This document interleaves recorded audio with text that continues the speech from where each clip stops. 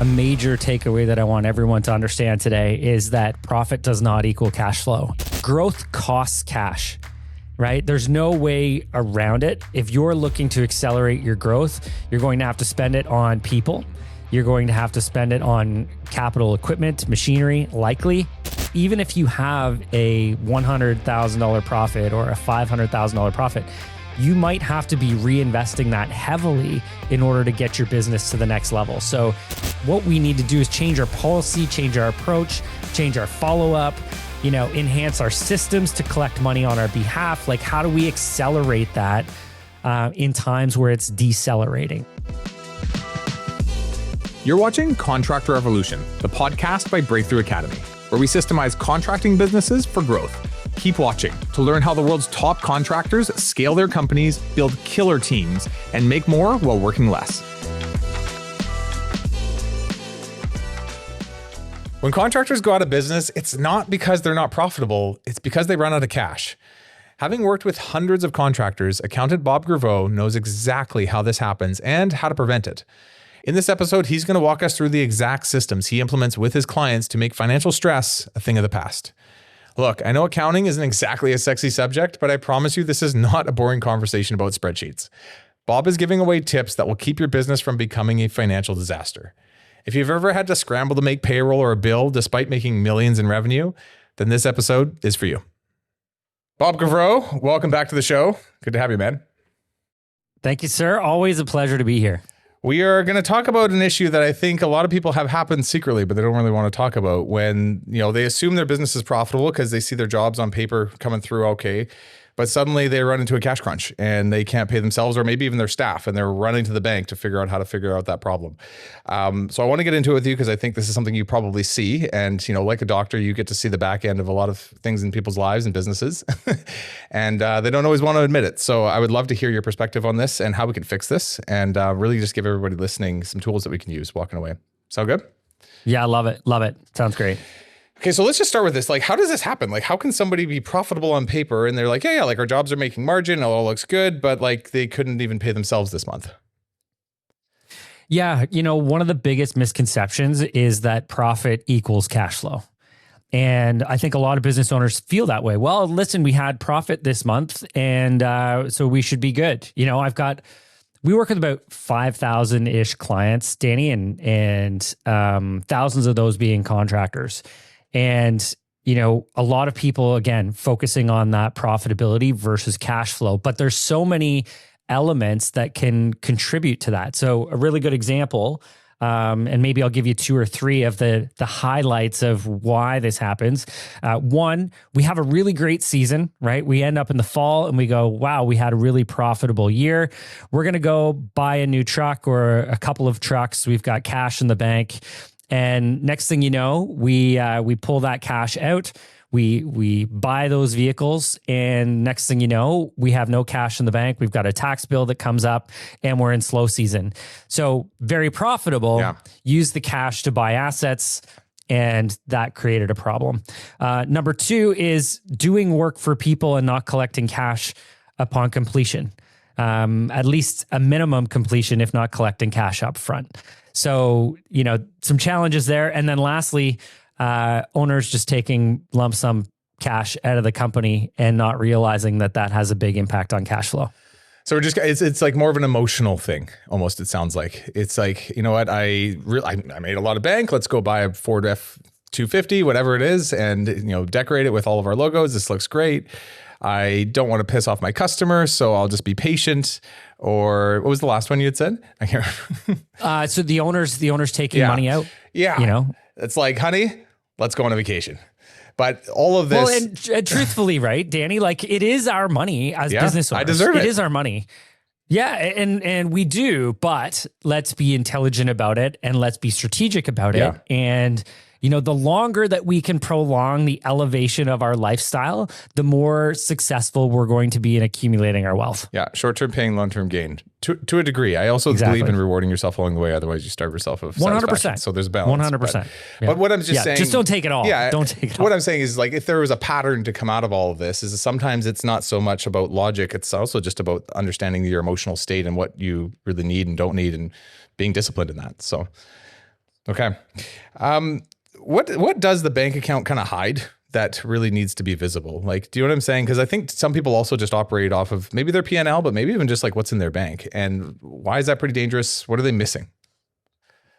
Yeah, well, and again, a major takeaway that I want everyone to understand today is that profit does not equal cash flow. And so a lot of times if you've got money in the bank, that's a wonderful thing. Like money in the bank is great.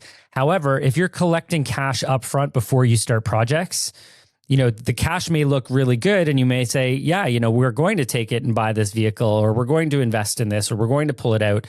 But then you've got this project that you're needing to complete. So you've got wages, you've got materials, you've got subcontractors, you've got everything to complete this job where that cash might be needed or required to complete those jobs. So again, the profit may be really high on that job, but the cash flow that's required to complete it may also be extremely high. And if you take it all out and use it before it's actually necessary, then you could end up in a cash flow problem. So cash in the bank is once again, it's a wonderful situation to have, much better than not having cash in the bank. But if we don't pay attention to it and we're not strategic, it can very quickly go away. The ideas that we talk about in this episode today are really only as good as your ability to implement them. If you're a growth-minded contractor who wants to systemize faster, our content, our coaches, and our community has you covered. Book a call with our team today in the link in the description. And I feel like subconsciously people kind of know this, but they're kind of avoiding it. It's like avoidance behavior where it's like, no, it's okay. There's cash in the bank. I'll be okay, I think. But they don't really want to look at it a little bit. It's like there's a bit of avoidance behavior behind it. Because I talk to a lot of our members and they'll say things like, yeah, I know, I'm probably robbing Peter to pay Paul, but it's not a problem today and I've got enough issues. So I'm just going to kind of leave that one for this week. So for sure. Well, and truthfully, right? Like a lot of the BTA members are focused on growing their business. Yeah. Right. And growing it from $1 million to 3 million or 3 million to 10 million, and growth costs cash, right? There's no way around it. If you're looking to accelerate your growth, you're going to have to spend it on people. Mm-hmm. You're going to have to spend it on capital equipment, machinery, likely. You're going to have to spend it on systems. You're going to have to spend it on your self-development, right? So it does cost. So even if you have a $100,000 profit or a $500,000 profit, you might have to be reinvesting that heavily in order to get your business to the next level. So it's something that we need to pay attention to. And, the more aggressively people are looking to grow, the more they have to be paying attention to their numbers because they can change drastically in a short period of time. Yeah. And I see money, especially in a business, as energy. Like it's not necessarily, hey, this is all cash money, I should have it all and store it all. And no, this is like energy you can deploy to execute on vision and ideas and people and initiatives and create something. And I think that's ultimately why a lot of us are in business. And everybody said, like, I do talk to a lot of people like, yeah, why are you in business? It's like, oh, really my why is like, I want to make more money. I want to have a better family life. I'm like, I get it. But I think a lot of people also is like, I have a vision I want to create. And it's like, when you can tap into that, you realize, hey, this money should be used as a good steward of it towards great things, to grow the organization. I want to get into this emotional thing we were just kind of tapping into earlier, but what does happen to someone's decision-making when cash is tight? Say they're running to the bank last minute to pay payroll before it goes out. Like I've even been through this in the past actually, and I have my own take on like what this did to me mentally. But when you watch your clients go through this, maybe give me a story on this, but like what happens mentally when the stuff starts to hit? Yeah, well, and Danny, like you said, you've gone through it at some point. I've gone through it at some point. I feel like everybody who's listening to this podcast has gone through this at some point, and maybe it's recent. Truthfully, sometimes when the businesses aren't making enough profits, I said earlier, profits don't equal cash flow, but profits are the greatest long-term sustainable cash flow positive that you can get to, right? Like it's going to drive future cash flow if you do other things to support that, like collecting the money. But truthfully, when we get into, as a business owner, when we get into cash shortages, we start to get into a little bit of chaos in our minds, and it takes up a lot of our time and attention. And we're very focused on trying to solve this problem. And truthfully, unless we're making some changes or we're going and collecting the money, the focus on shifting money from one account to the other becomes our day-to-day obsession. Right. We have to pay attention to it. So we're losing focus on strategic opportunity, closing deals, profit margins, all of the other areas that are going to make us and generate long-term success. It causes a lot of stress, a lot of frustration. It makes people lose sleep at night. And truthfully, they're starting to wonder whether or not their business is sustainable. And in many of these cases, the business is extremely profitable. Right. Just their cash flow stinks. It's like you have a good model, man. You've gotten in your head about it, and now you're kind of lost confidence. Yeah, and Danny, one of the biggest time, and like right now where we're at, we're dealing with, not a global recession, but global economic challenges with all of the chaos that's happening in the world. And what happens in that case is that people hold their money a little bit tighter. So as a growing business that's investing in growth, right, we're maybe going the opposite way. We're still investing, we're putting cash out, we're buying the equipment, we're hiring employees, but our customers start to pay a little bit slower. So next thing your $1 million business had, $100,000 in receivables, it may have gone to 3 or 4. And your business has been really profitable, but your cash flow is terrible because people aren't paying you the money. So what we need to do is change our policy, change our approach, change our follow-up, enhance our systems to collect money on our behalf. Like, how do we accelerate that in times where it's decelerating? So I think it's something that's happening right now, and we see it across the board. Everybody's receivables are going up. My receivables are going up. And it's something that we have to continue to focus on making better. Yeah. How much should we be just like, okay, we're investing a lot in our growth, let's actually cut back, versus no, these are the wrong signals. We just need to be more strategic about how we move forward. Like, what is the answer to that? Because we're doing the same. We're heavily investing in the future, and we're watching things slow on the back end a little bit. And it's just kind of like, okay, interesting. And as an entrepreneur, it's like, I don't know. I'm just kind of like, we should move forward, but I'm like, is there a more strategic answer than that? Or how do you navigate people through that? Yeah. It's interesting because COVID, although it seems like it was a long time ago and faintly in our existence at this point, it really came up with the time of like, how do we survive?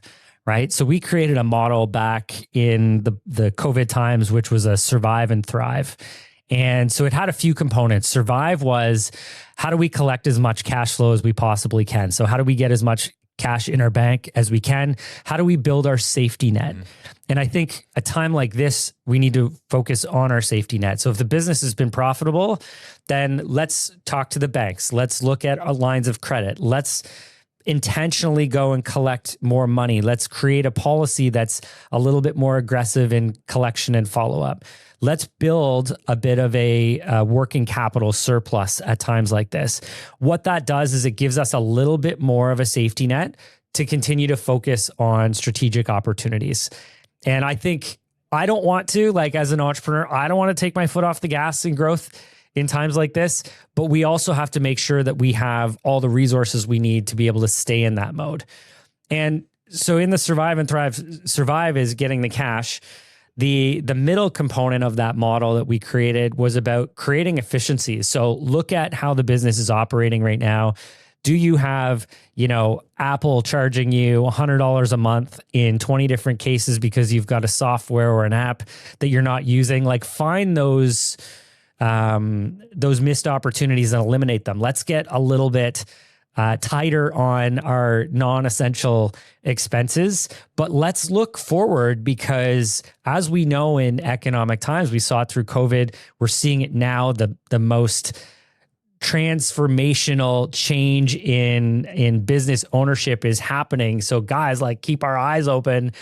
The opportunity to continue to grow and capture market share is right there. So we want to have the resources and the strategy to take advantage of it, because man, oh man, there's going to be some glorious times ahead.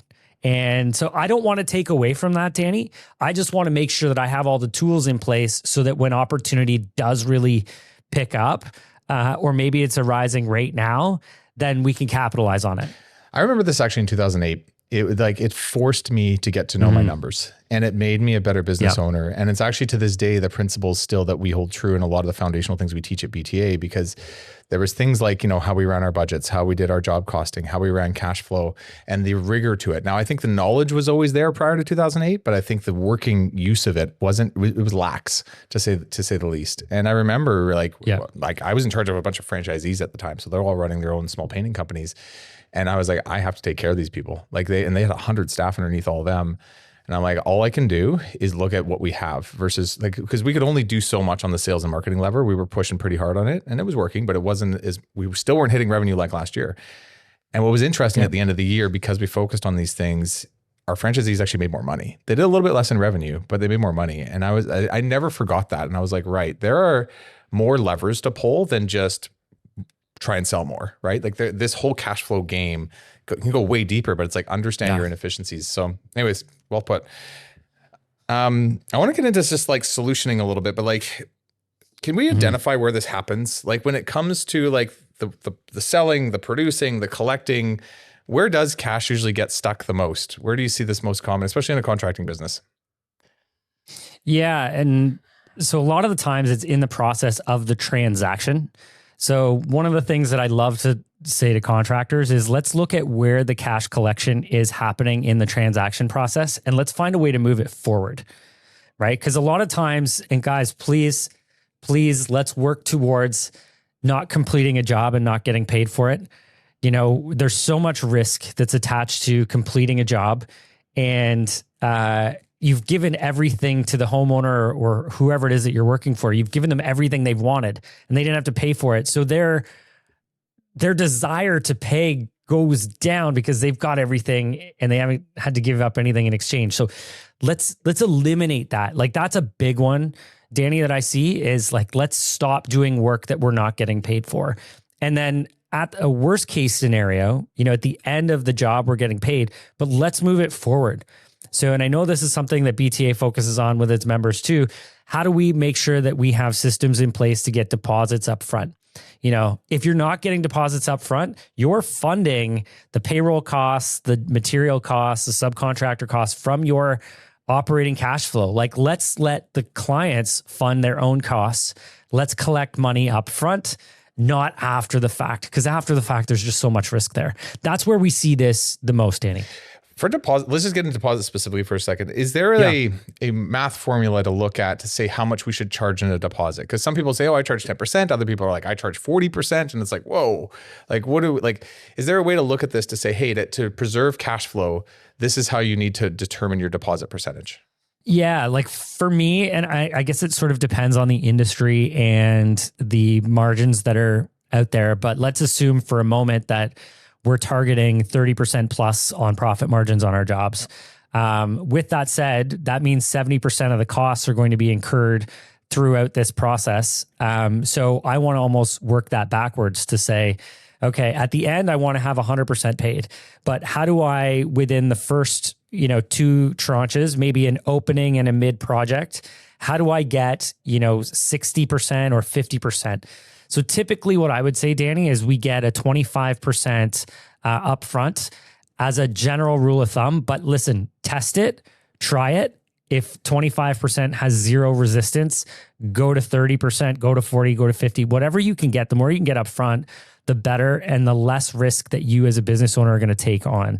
The more risk, though, on the other side, when you're talking to the consumer, the more risk they're going to take on because of the bad stories of contractors who don't finish jobs. Now, I know that's nobody who's listening here because we're proactive, high-performing contracting businesses, but you have to keep in mind that that's what they're thinking as well. If I give you everything up front, I'm not going to get my project. So it's got to be a balance, but the more we can get up front, I would say at least 25% on starting and maybe 25% throughout the journey. And maybe it's 25% before starting and 25% when you actually hit the ground running. That would be a minimum for me. Okay. And I can imagine this question is hard to answer because if you've got custom home builders or you've got people doing large commercial projects, or you've got a window cleaner cleaning windows, or a landscaper, doing medium-sized jobs, or a roofer working with insurance, there's always going to be a different scenario. So I can only imagine like everybody listening, there's those who are like, okay, I could probably do that. And there's those listening be like, that can happen for me. So yeah. And depending on their customers, right? Yeah. Like we would have some contractors in here who are working with, large scale AAA clients, government agencies who they dictate to you how the payment terms go. Right. And that's a little bit more challenging. And then for home builders, you sometimes are dealing with bank draws and how that works. And you're sort of susceptible to how the bank is dealing with funding your project. So we want to be as involved in that as we can and continue to push as hard as we can to get more cash up front. But yeah, sometimes it's a little bit outside of our control. And that's what we hear too, right? People say, well, we can't do that, Bob. And you go, well, you can influence it a little bit, but I understand if you're dealing with the government of Canada, that they're just going to tell you, this is how we do it, like it or not, take it or leave it. And you want to probably take it. So we have to work within their process. However, thinking of that, if you have large contracts and you're someone who's listening to Danny and I right now, and you say, you know what, we can't really influence this. Well, if you get contracts from that scale of customer, then you can actually take those contracts to the bank and get some working capital increases based on those contracts. So something to pay attention to is that working capital and access to funds from the bank with those. That's a great tip, actually. Thanks. I was also just thinking while you're saying that, as like, this is often like a planning exercise when it comes to that. It's like, how much of this type of work can I take on and sustain given the cash reserves I have? If I took this job on and projected out it for the next X amount of months or a year, how much do I need to secure in a line of credit before we press go and start, and actually think through this ahead of time and how it influences the overall year, essentially. And I think when you start to see that in advance, like we can talk a bit about cash flow projectors in a bit, but when you start to run a month-to-month cash flow projection 3 to 6 months out, you see it. You're like, oh, we're going to run out of money in 3 months. Interesting. What should we do about that? Right. And so like you can play around with these project schedules and see like what is the right combination. And then given the gap, what do we do to mitigate it 3 months in advance? Absolutely. And thinking of some other things to mitigate it, we've got cash coming in, but we've also got cash going out. So how do we best manage cash going out? Well, if we get these large contracts and we can't manage the cash coming in, why aren't we talking to our vendors, giving them copies of the contract saying, here's the materials that we're going to have to buy, but we're going to need some extended payment terms on your end, maybe from 30 days to 60 or maybe 90 based on the vendor, and knowing what our cash inflow is going to be. Vendors will work with us, especially in times where people are, slowing their businesses down, right? There's less work out there. Those suppliers want your money. And so they will do that, and they will work with you as well, because they will then lean on their banks to make sure that they're being supported too. So there's always a way. But Danny, I think you hit on a key component: planning, right? You have to be thinking about how this is going to impact on your business going forward. And you have to be knowing your numbers, and you have to be paying attention. Otherwise, these things can sneak up on you. And this is where businesses have real struggles. And we can avoid them for the most part. You talked about too, like one of the bigger issues you see is just like collecting at the end of the job. Where do we mess up when it comes to like collecting at the end of the job, and even further, just general AR in our organization? Like, how do we do a better job with this? Yeah, I think one of the easiest tools is that we have to get out of our heads about paying credit card fees. Every customer who's likely dealing with us has a credit card, and wherever we are, whether it's in the US, whether it's in Canada, we're able to essentially charge those fees back to a customer now. So open up your available payment methods. Take Apple Pay, take Amex, take your Visa, MasterCard payments, take e-transfers, open that up and give flexibility so that your customers no longer have excuses as to why they're not paying you as well. So if we open that up and even charge back some of those costs, if we so choose, or we build into our margins that credit card processing is just part of how we do things, we need to do that. And if we do that, we will have less AR. We will collect more upfront. Yes, it may cost us a little bit if we're not charging it back, but think of the bad debt cost at the end of the day that we don't have. At least we have the cash in our bank account. Yeah. One thing we used to do is we used to just do final walkarounds, inspections, and collection of payment. And we scheduled the meeting with the customer at nearing the end of the job. And it was an expectation kind of set up ahead of time. So we're just like, okay, great. We're going to be done at the end of this week. I'm going to come by on Friday and we're going to do a final walk around together, inspect everything, make sure we're happy. At the end of that, we'll go in together. We can finalize payment and then we can go on our merry way kind of thing. And it was a great way to just keep the system moving, because what's so dangerous is when you move a crew off site and they go to the next job and you haven't been paid and there's issues actually. And they're like, hey, I'm not going to pay you quite yet. And sometimes they don't even tell you. They're just kind of like, yeah, like just going to wait a bit because I'm kind of a little unhappy about something, or, hey, you need to come back and fix this. And we can't, because now we're stuck on another project. And so then things get in backlog. So I had a bit of a rigor to this where I was like, look, we have to get everything fully done, all touch-ups, all whatever. We were running painting company, and it was a forcing function for our crews. It was an expectation for our customers, and it allowed that rhythm to kind of flow. And I know that not every type of project can flow in that way, but for those who can, like, that was a great practice that we all put in place, and we had very little AR. So. And I think too, the other component is the communication, like managing expectations. Making those very clear along the entire journey.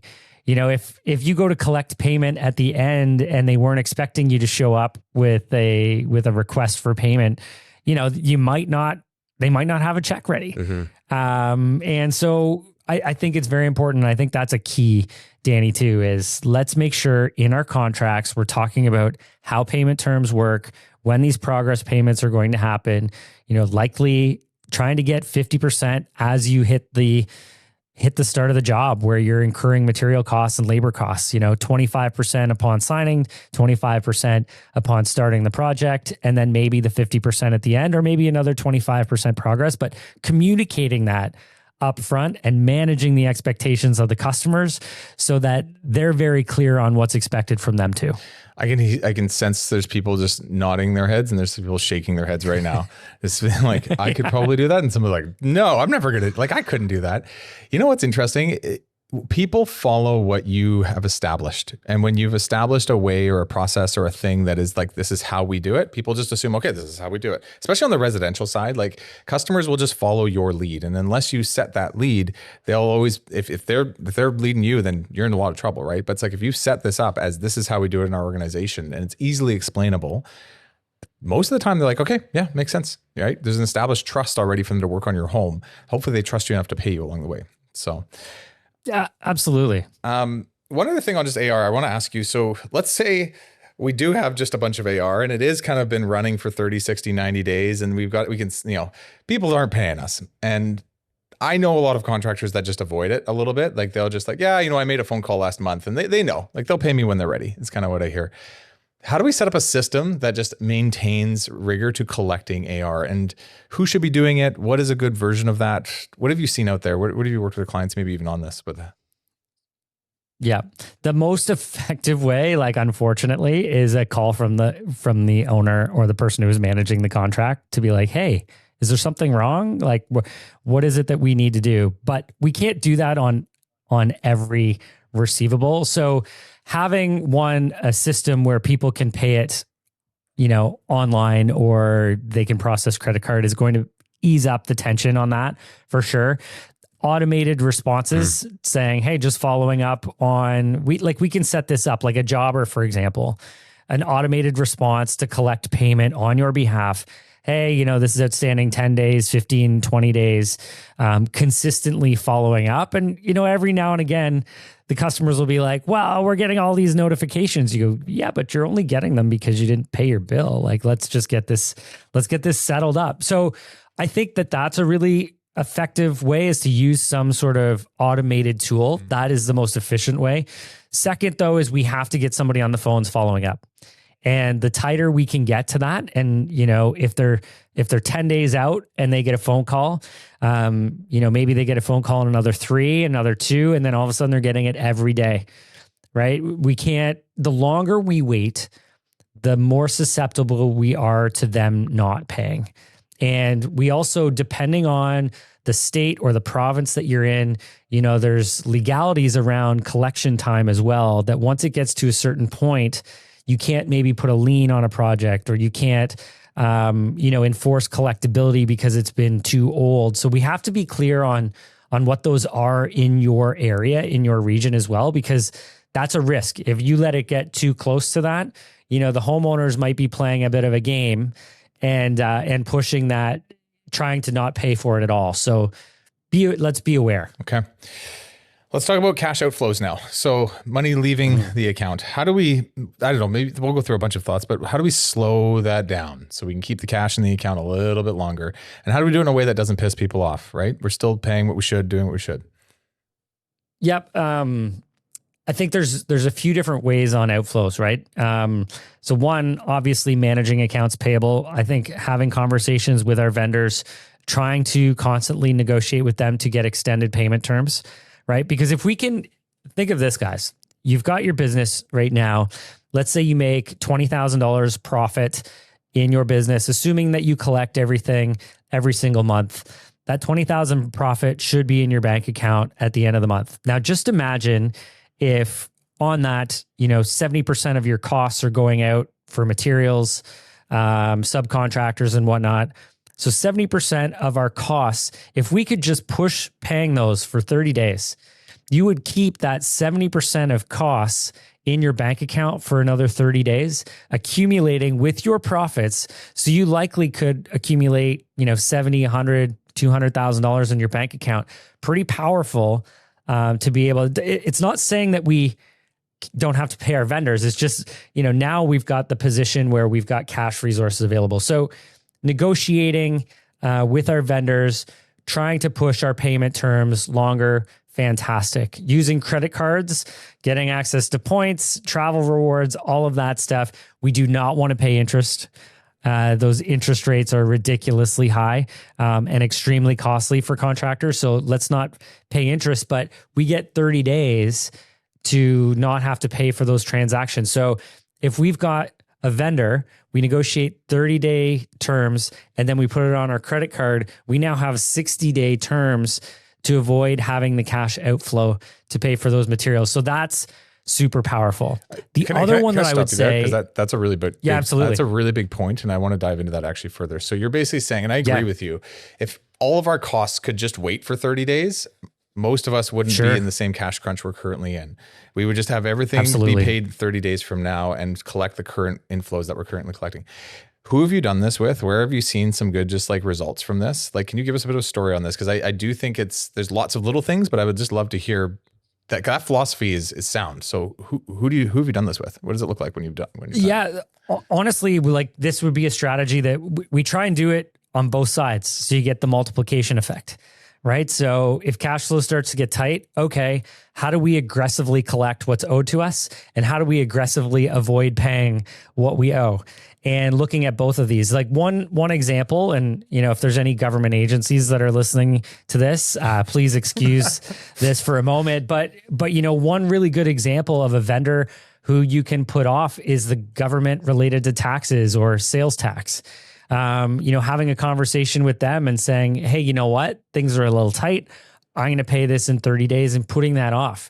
Tax bills that you have that are outstanding that are requiring large lump sums, it's all about having the conversation though, having a conversation with the authorities and saying, you know what, I'm going to pay this over a 5-month period in 5 equal installments and then sticking to it. So that allows us to keep all of the cash that's coming in and avoiding paying some of those liabilities that go out. So any specific example, Danny, we do it all the time.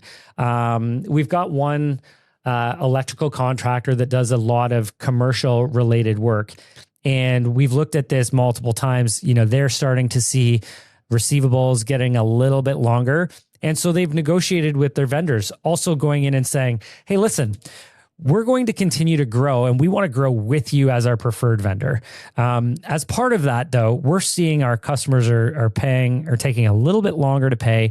We're hoping that we can work together to extend our payment terms. And when you start talking about making those vendors more money, right, then they're more accommodating with you. And I would also throw in the conversation as well to say, and I know we're not really talking about profit margins in here, but I would also throw in hey, but since we're also growing in how much we're spending, we'd love to negotiate, an increased discount, even if it's 1% or 2% on our costs that increase our margins, that helps support our cash flow. So these are areas where I think we're getting the largest bang for our buck on that. You know what you're saying this too, like I've always looked at those types of situations as you can walk in two ways. You can walk in and be like, this is what I need from you. Or you can walk in and be like, how do we win together? And it sounds almost cheesy to say that, but it's just kind of like this idea of like, look, bro, we're in business together. Here's kind of what I'm thinking. Here's what I want to go do. Can you help me in this? And together we're going to do this together. And it's like, it's just seeing it as a relationship with your vendors, not as a, like, I gotta go like poke them and see what falls out kind of thing. Is approach it from like we're in business together. Let's go rock this thing. Here's my ideas. What do you think? Can we make this happen? We don't want it to be a ransom note. Or I'm going over here. We want it to be, yeah, exactly. If you don't do this, I'm going to leave. That's not going to build long-standing relationships where people want you to win. But looking at it as a sale, this is a sales conversation. How is it that I'm going to sell you on this proposition and show you what you're going to get in exchange, and that we can move forward successfully? And when you can build those relationships and then follow through on it, those long-standing relationships, they likely are going to proactively approach you in the future as well to say, hey, you know what? You really did this well, and we're super grateful for how we grew together and succeeded together. What is it that we can help do that again, like for your next iteration of growth? Can we support you with more cash flow, with greater discounts? They may not be as forthcoming, but approaching that on an annual basis, they're going to be open to those conversations because you did what you said you were going to do. Yeah, my version of that is I'm super real. I'm just kind of like, here's what we're thinking. Here's our numbers. Here's what I want to go achieve. Yeah. And I always look at visually. I'm kind of like, if I'm walking into this, let's say it's called a tennis court. Are you on one side of the tennis court and I'm on the other side and we're hitting the ball as fast and hard as we can to score? Or are you on the same side of the tennis court as me? I've got my arm around you and we're kind of looking at the issue together on the other side, being like, how do we fix this? And just like trying to reorient the way that I come into those types of conversations. And that's sales in general, but it's negotiation. Anyway. And relationships. Yeah.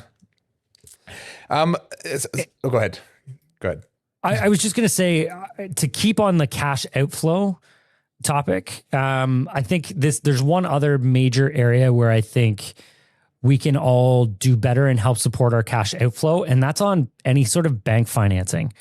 So, we set up a lot of times when we buy an asset, we get it set up over a short period of repayment. A lot of us were told when we were younger, what? Don't buy anything unless you have the cash in the bank for it. And that's okay. It's been coined as middle-class mindset because, wealthy people use debt leverage to help support their wealth accumulation. So debt is not scary. But if you have existing debt in place, let's say you bought a vehicle and it was 5-year repayment terms and now you've paid 2 years off. Well, let's talk to the financing company, or let's go to our bank and say, hey, we have this $60,000 loan left. We're paying it over 3 years. How about we pay it over 6 years and we move this over to the bank at this point, similar rates and whatnot. What that'll do is it will decrease your principal payment or your monthly loan payment by 50%. So reducing the outflows related to debt repayment. A good example of this, Danny, a good friend of mine owns a Ford dealership. I have a Ford pickup truck. And I went in to buy the truck and he's like, okay, so like, do you have a check for this? And I'm like, absolutely not. He goes, well, what do you mean? And I said, well, I want to finance this over the longest period of time that I possibly can. And he's like, why would you do that, Bob? And I said, because I'm going to let the vehicle earn its own way. Like if I've got this vehicle, it's $100,000 truck. If I'm paying $100,000, I'm $100,000 less in cash. That cash could be invested in marketing, could be invested in hiring a new person. It could be the tools that we need to complete a job. But instead, I've given that money away. So instead, what I wanted to do with my Ford is extend it. And I got 8 years, which I thought, well, that's pretty great. But the $100,000 that would have been gone is now a $600 a month payment. I'm paying $7,000 a year to have this truck. And now it's out on the road and it's making money every single day on every call that I make. So it's paying for itself as it's going. And I think business owners need to think more strategically when it comes to that. Don't worry about the debt payoff so fast.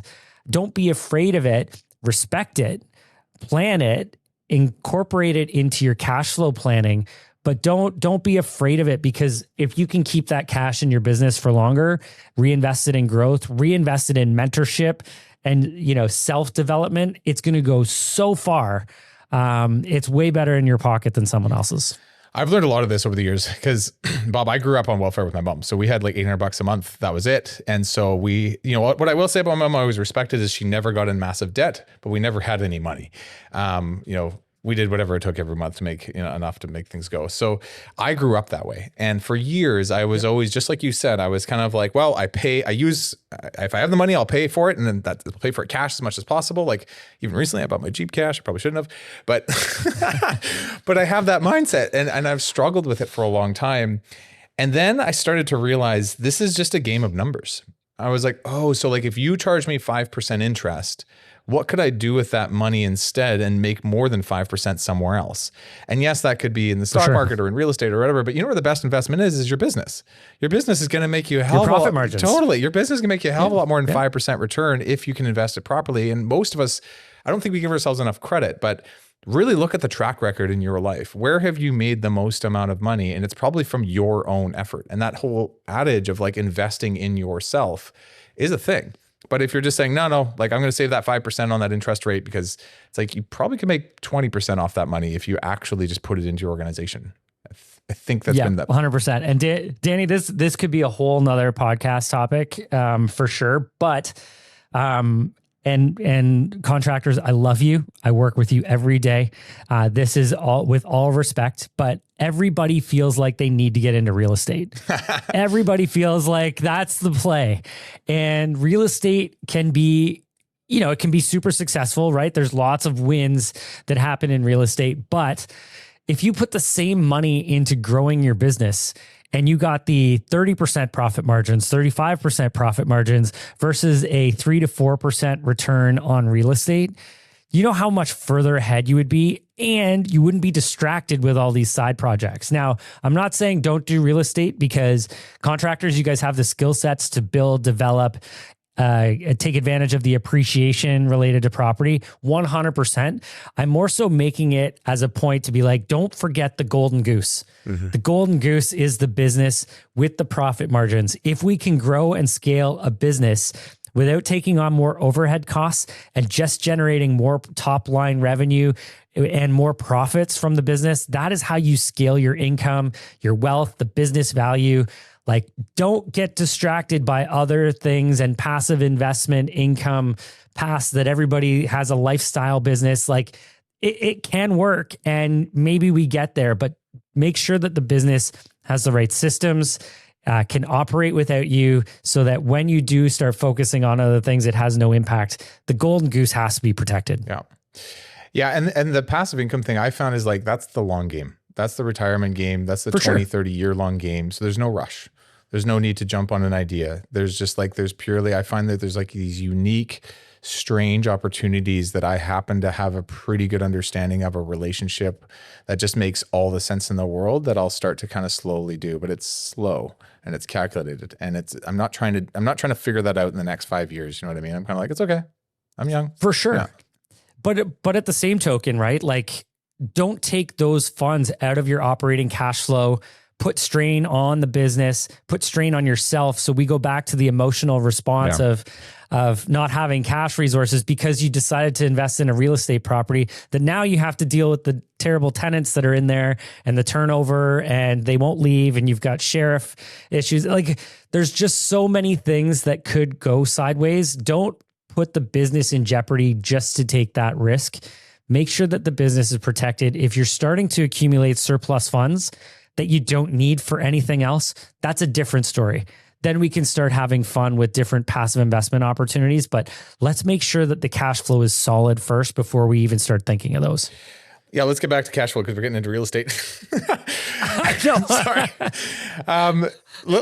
There is a few other things I want to ask you about, which the other one was just around owners paying themselves, because I think that again can be a very emotional thing where it's like some people, they pay themselves what they make. So it's just kind of like, I pay myself when we have a great month and I don't pay myself when we don't, or less. How do we set this up in a rhythm where it's consistent, it's simple, it's reliable, we're not sinking the ship, and we're also not starving ourselves at home? 100%. You know, at the end of the year, when I meet with my clients and we review their financial statements, which should happen more frequently, by the way, for everyone out there, it shouldn't be annually. If that's how you like it, that's fine. But like, if we want to get into proactive planning, we should be meeting proactively. You should have a fractional CFO. There's all those things. We need to know our numbers. But when we talk with clients at the end of the year, you know, they show this profit, they get this tax bill, and they go, well, if you're telling me I made $200,000, like, where's the money? Mm-hmm. It goes into a few different ways. One, it goes into buying those assets that we talked about, buying the vehicle, buying the Jeep. Danny, you know, that's where it goes. Number two is, hey, we had a really great year. I took out 20 grand for a vacation, or, you know, I built my own deck or something, and you're taking these lump sum amounts out that have a negative impact on your cash flow. And they usually come out when things are good, but you don't have the cash to put back when things aren't so good. So, you know, we get into a little bit of a trap there. The best solution for this is to, and I know no one's going to like this, but the reality is, if we understand our personal budget, what it is that we spend on our household needs, add in some buffer for fun times, vacations, and everything like that. Understand what that investment is, or that cost that you require on a weekly, bi-weekly basis. Match it up with your company payroll. Take that amount out of the business, put it in your personal account on that same payroll cadence, and then don't take out any more lump sum amounts. Everything that's in the business is yours. Right? Consider that all your future investments and retirement plan and everything like that. Plus, you know, being able to invest in the growth of the business and everything. But if you can get into a cash flow management situation where there's just consistent payments that go into your account, it takes care of your personal life. You know, you're happy, you've got your vacations, you've got all of your bills paid for, you're going out to dinner money, whatever that is, take it out, set that, and sort of forget it. And try to avoid those lump sum amounts, because those lump sum, not only do they come with large tax bills, but they usually come with cash flow pain in the business as well. You know, it's not just the discipline of that. It's actually like proving the business model. Because if you ever replace yourself in that active role, call it GM, ops manager, whatever it is, you're probably doing a few roles right now. Yeah. You need to replace that with a real salary. You need to replace that with a person who does need consistent payments. And if you're not doing that for yourself, it's very hard to suddenly shift the business where suddenly you put a role in to replace you a bit and you realize, I don't actually have stable cash flow to do this properly, right? So it forces discipline and actually proves the model works as a without you version by you paying yourself as an employee through it, as if, on a consistent basis. So it's good. Okay. Absolutely. Let's just look at like the closing out, like, we've talked about a lot of concepts. We've talked a lot about a lot of ideas, little tricks and tips and things we can do. How do we put this all together into like a rhythm where monthly we're looking at our cash flow, we're stabilizing, we can see what's coming? What's the right, I guess when you're working with your clients, what's the right way for them to get to a place where this is now a predictable process they've installed into their organization? Yeah, first and foremost, it starts with up-to-date financials that are accurate. You know, and I'll tell a quick story. I was working with a custom home builder maybe 3 or 4 months ago, and he had a sister who was a bookkeeper who was lovely, and she was in every day working on the books. And so he was sharing his QuickBooks file on his side, and I was seeing the P&L, and everything looked good. I think he was making about $400,000 net in the year. But I was seeing some things that I, as a financial expert, was like, I'm not sure that that's right. So because he was sharing the screen, I said, can I just take control of this for a second? So on Zoom, you can take control of his screen, and I go in and I look at the reconciliation schedule. And the reconciliation schedule is where you match the transactions that hit your bank account, credit card, to what's actually been recorded in the accounting system, because it's not always a perfect match. Okay. There's sometimes some duplicates. There's sometimes some missed items that went through the bank, but if you didn't record them, then they just go unnoticed. And there was no reconciliation on this for the last 12 months, even though his sister was in, matching everything and trying to input everything on a daily basis. No reconciliation. Now, when we went in and we cleaned it up, he ended up having just under $100,000 in net income versus 4, substantially different than what he was strategically using to make decisions, right? And so that was impactful. So foundation is having good numbers and making sure that they're accurate and they're up to date, because a year ago's numbers aren't really relevant for what's happening right now. Costs change, fuel surcharges change, everything like that. So accurate, up to date. And then you should be reviewing these on a monthly basis. And I don't mean that you have to be a CPA to understand it, but you need to understand a few key numbers as the CEO of your contracting business. You need to understand revenue, right? Whether revenue is going up or down, which that one I think we do. I think we know that one. We have a really good understanding. Yeah, we know that one, right? That one's the one that really shows up. But we have to understand our profit margins. What does it cost us and what costs are we incurring to generate that revenue? And then we have to manage our overhead costs. So all of those fixed costs, rent, insurance payments, dues and subscriptions, things like that. We need to know those numbers. We need to know the profit that's there. We need to pay attention to a few key elements on our balance sheet that don't show up on our profit. Accounts receivable and accounts payable. Those are big ones, right? So making sure that we're looking at a P&L and we're managing our accounts receivable, managing our accounts payable on a monthly basis is absolutely essential, because then we can make decisions on cash inflow, cash outflow. Receivables are going up. How do we get more aggressive? What do we need to change? It's currently not working as effectively as it was before. How do we make it better? Accounts going out, accounts payable. How do we negotiate with our vendors because our cash flow is getting a little thin, but our payables are really low? How can we do a better job? So those should be monthly conversations and part of a monthly cadence, either with yourself or with your bookkeeper, or even more powerfully with a fractional CFO who's got the expertise to give you strategic guidance. You know what you're talking about is the game we play in business. And it's like you can either play a very one-dimensional game where you just see revenue and maybe net, and you kind of measure that annually or maybe monthly, but you don't see the game in between it, the 3D game of chess. And I found over years and years and years of doing this, I've seen like the successful entrepreneurs understand the 3D game. The ones that crash and burn always play the 2D game. And long term, it doesn't work, because the economy changes, external things change. And if you're not understanding the 600 levers that you have to turn up and down in the organization, you only have 4. Is that all? Yeah. I don't know. There's probably more. But what I'm saying is there are there's so many options that you can move around in the organization to keep things sustainable and moving forward. Then you can play strategy. But without that, you're kind of playing blind, right? And think of it as gambling. Like if I'm going to go play blackjack and I know nothing about counting cards, I know nothing about like what's good, what's bad, I'm just playing, chances are I'm going to lose. But there's always that guy next to me who's just like a wizard. He's usually pretty quiet. And he's got these massive stack of chips. And I'm like, what are you doing? And he's like doing things that I've never thought of before because I'm not smart enough to play that game like him, right? But he understands the strategy. Now, I don't gamble all day. But what I do is run a business all day. And that is my number one thing. That's gambling all day. Danny, that is gambling all day. But it's like if I'm going to spend this much time, effort, energy, resources, heart, blood, all the things, and I'm not going to understand the strategy behind it, what am I doing? Yeah. Right. Yeah. So yeah, it's a great message, Bob. And I think, you have to go through it a bit first to feel it, I think too. Like some people, like it's all cash in the beginning. It's all great. You're like your startup mode, but you start to get to a couple $1 million a year. This stuff hits you pretty hard. You get in panic mode and you learn. And I remember that back in 2008, I was like, I need to grow up and put on some big boy pants because this is real. Yeah. And maybe get out of having to work 20 hours a day because you're trying to just make everything work, because we all feel like when things start to get a little tough that we just work harder. And as the company grows, that has less and less impact. Yeah.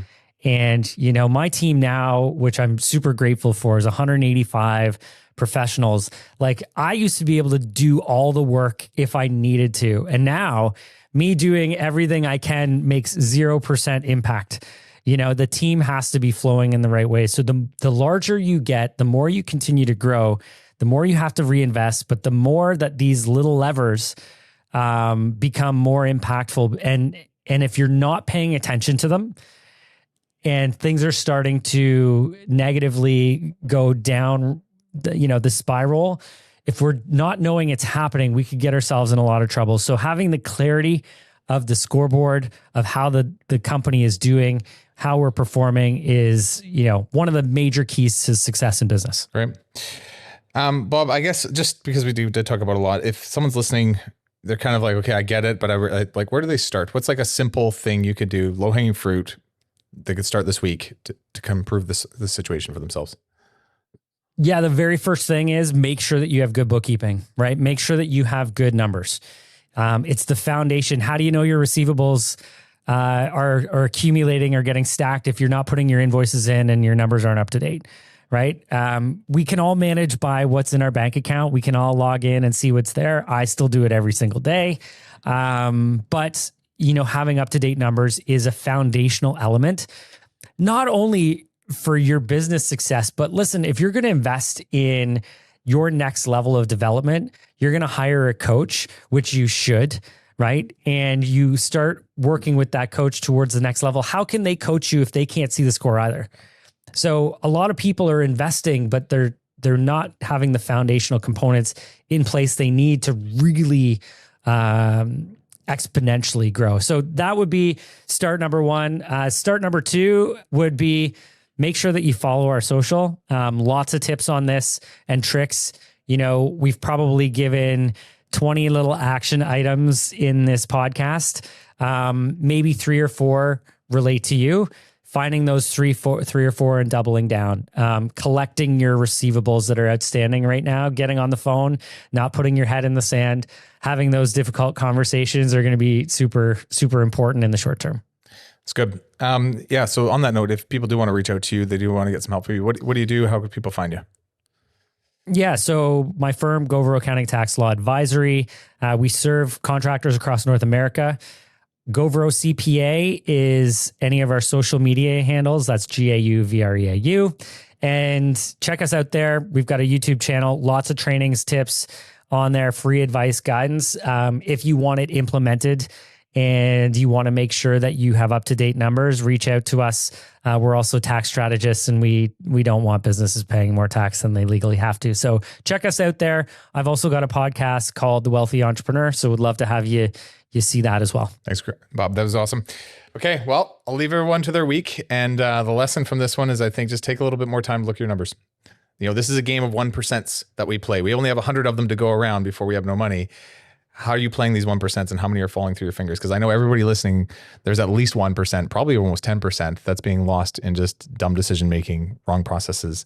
And I challenge you to take a little closer look at it. So, okay, Bob, thanks for your time. Thanks, Danny. As we all know, AI is monitoring even the micro clicks we make in these platforms these days. And YouTube has just updated its algorithm to recommend videos like this. It'll be different for everyone, but it'll know exactly what you're looking for next. So if you click here, you'll be happy that you did.